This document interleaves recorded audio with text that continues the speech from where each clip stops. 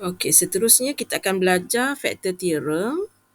Okey, kalau kita belajar remainder theorem, nilai yang tertinggal tu adalah baki.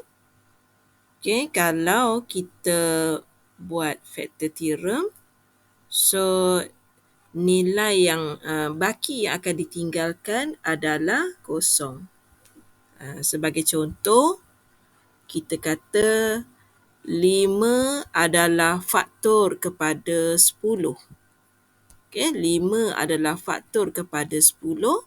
Kalau madam buat pembahagian 10 bahagi dengan 5, madam akan dapat 5 darab 2, 10. Okay, bakinya adalah kosong. Rx-nya adalah kosong. Itu adalah ciri-ciri factor theorem. Okey, kemudian kalau kita masukkan, kalau nilai di sini X tolak A, jadi bila kita keluarkan X tolak A sama dengan kosong, kita akan dapat X sama dengan A dan kita gantikan nilai A dalam polinomial kita, sudah tentu berbakinya adalah kosong. Okey, kalau kita berjaya buat sama dengan kosong ni, bermaksud X tolak A yang kita buat sebagai divisor tadi, dia dikenali sebagai faktor. Dia adalah faktor. Kemudian, kalau kita tengok kat sini, kalau X tolak A tu sebagai faktor, bila kita gantikan nilai ni, kita akan dapat kosong. Macam itulah dia pusing-pusing macam tu sahaja. Okay. So, untuk roots and zeros of polynomial, kalau kita tulis dalam bentuk bracket, X tolak A ni kita panggil dia sebagai faktor. Kalau kita dah buat X tolak A sama dengan kosong, X sama dengan A, yang ini kita panggil dia sebagai roots. Kalau kita mention A ni sahaja, itu kita panggil dia sebagai zero. Itu dia punya perbezaan cara nak tahu faktor, cara nak tahu punca dan tahu nak cari zero. Okey, kita perhatikan contoh yang ke-22. Okey, contoh yang ke-22 ni, dia kata determine whether the following linear function is a factor of a given polynomial. Jadi kita nak buktikan dia faktor atau tidak, kita ambil dulu yang ni. Okay. X tolak dengan 2 ni sama dengan kosong. Jadi X sama dengan 2.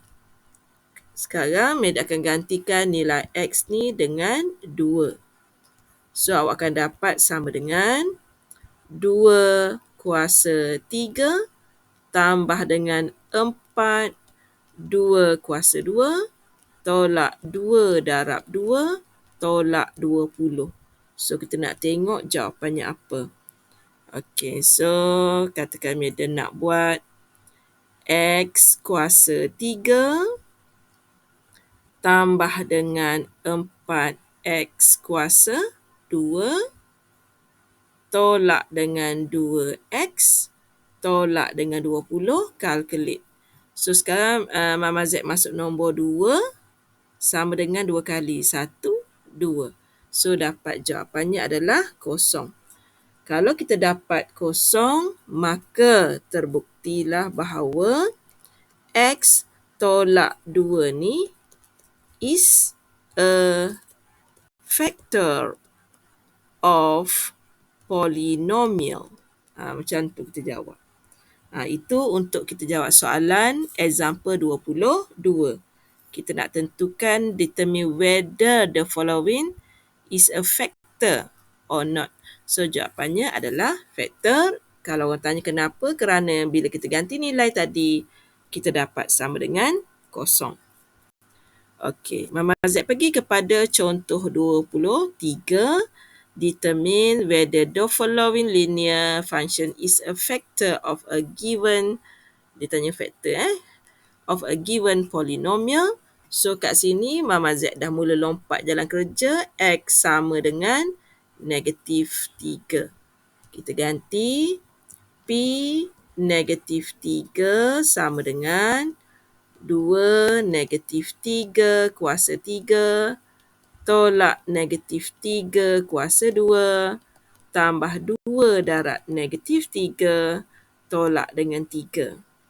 Okey, kita ada sekarang 2x kuasa 3 tolak dengan x kuasa 2 tambah 2x tolak 3. Calculate. Mama Z masukkan negatif 3 sama dengan. So, Mama Z dapat jawapannya negatif 72. Negatif 72.